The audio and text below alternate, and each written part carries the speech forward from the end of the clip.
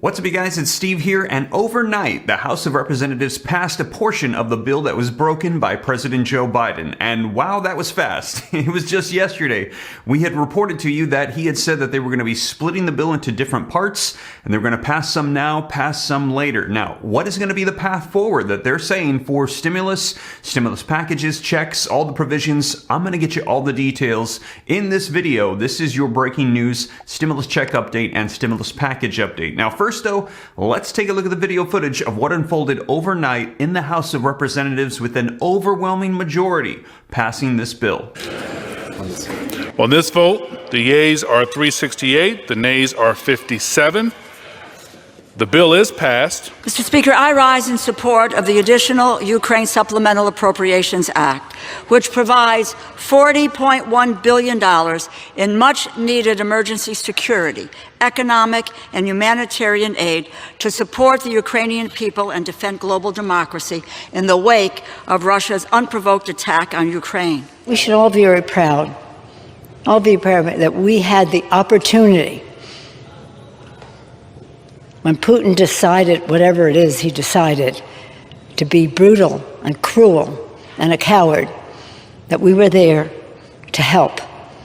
It's about democracy versus a dictatorship. Democracy must prevail.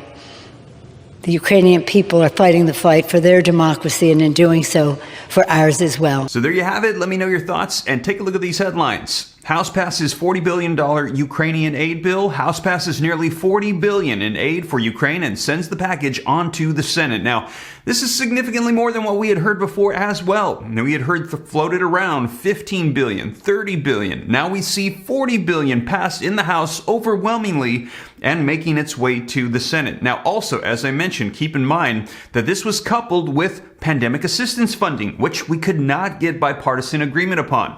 We had heard that there were talks and there were verbal agreements, but then when it came to legislation, they did not have support. They tried to couple it with this Ukrainian aid to see if they could pass it through tandem. Didn't work, had to split it apart. Ukrainian aid has gone through, and now we're still waiting for that pandemic funding, which we're hearing is very likely going to be needed because we're hearing that a new wave of the pandemic is coming. I've been sharing with you the updates on the cases, and they are in the incline, and experts are warning that come fall and winter, we could see another wave of the subvariant of Omicron hit pretty hard, which could again overwhelm hospitals and disrupt our economy. Now, also, with this Ukrainian war continuing on, we're hearing that on May 9th, V-Day, that Russia has said they're planning to continuing on and they're preparing for what could be years of war, which means that this is going to be devastating our economy globally. And we're going to continue to likely see inflation, high gas prices, high food prices. This is going to be impacting us.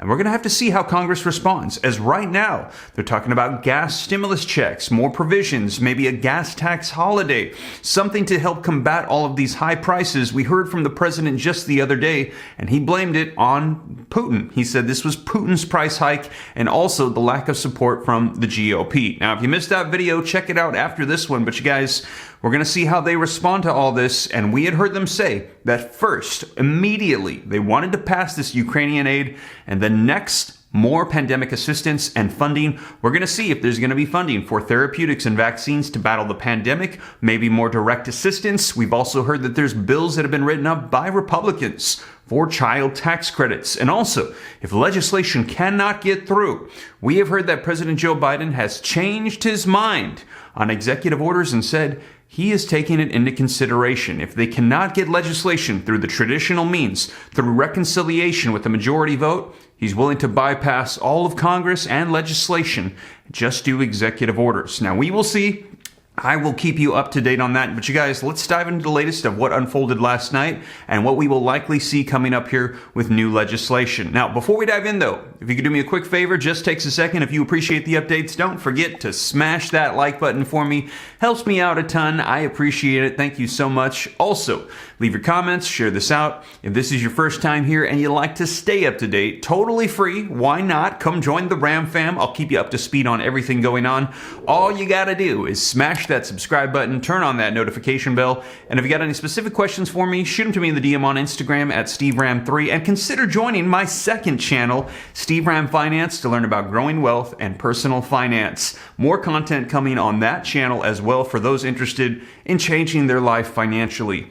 But with that being said, you guys, let's dive into the latest and get you caught up as to what unfolded overnight, passed in the House, and what is to come. All right, so link in the description below to this CNN Politics article, and let me know your thoughts. That was pretty quick. I think it was less than 48 hours we had heard the request from the president for immediate passage of Ukrainian aid, and there's a lot of people saying we have been waiting for a year for stimulus provisions.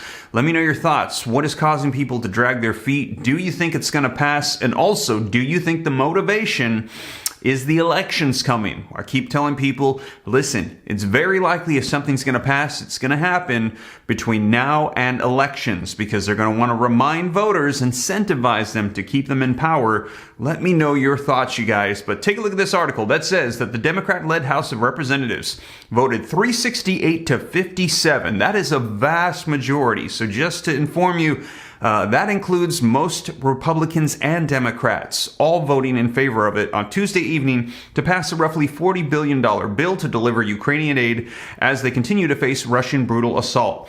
All 57 of the votes in opposition were Republicans. And as you know right now, there are a lot of Republicans concerned with the 40-year high inflation and adding to our nation's debt, so likely their opposition was to add more so to our economy's debt and inflation. Now, the measure will next need to be passed by the Senate before it goes to President Joe Biden's desk to be signed into law. Senate Majority Leader Chuck Schumer said earlier in the day on Tuesday that after the House approved the package, that the Senate will move swiftly to get the measure passed to be sent to Biden's desk. Now, usually when they're moving this quickly, that means it's very possible that we could see a vote in the Senate today or tomorrow. I will keep you up to date here on the channel. Now, aid to Ukraine has been a rare bright spot of bipartisanship on Capitol Hill, with Democrats and Republicans largely rallying around the call to help the nation as it faces Russia's attacks. Lawmakers unveiled bill text earlier in the day ahead of the House vote. The legislation the House approved provides funding for a long list of priorities, including military and humanitarian assistance. Now, jumping down, the article says the House vote comes after Biden called on Congress to immediately pass a new Ukrainian aid bill,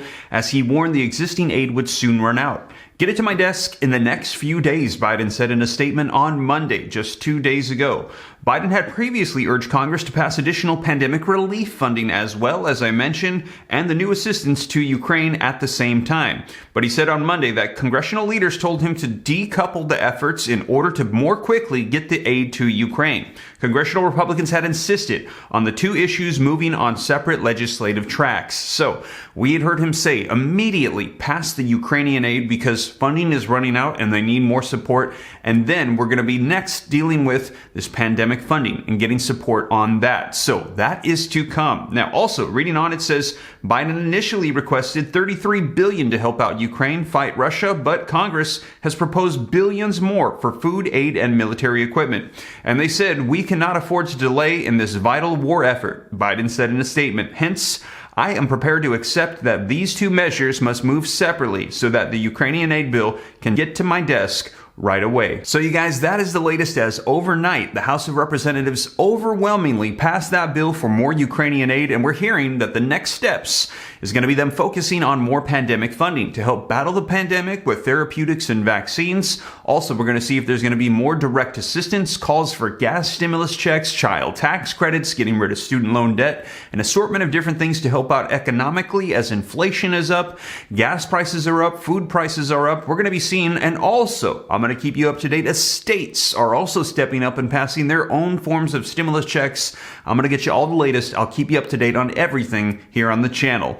And as always, you guys, thank you so much for joining me. If you made it this far and you haven't already, don't forget, take a quick second, just takes a moment, smash that like button. Helps me out a ton. I appreciate it. Thank you so much. Also, leave your comments, share this out. If this is your first time here and you like to stay up to date, totally free. Why not? Come join the Ram fam. All you got to do is smash that subscribe button, turn on that notification bell. If you got any specific questions for me, shoot them to me in the DM on Instagram at SteveRam3, and consider joining my second channel, Steve Ram Finance, to learn about growing wealth and personal finance. More content coming on there to help people out financially. But with that being said, you guys, once again, thank you so much for joining me, and I will catch you in the next one. Take care. God bless. This is Steve.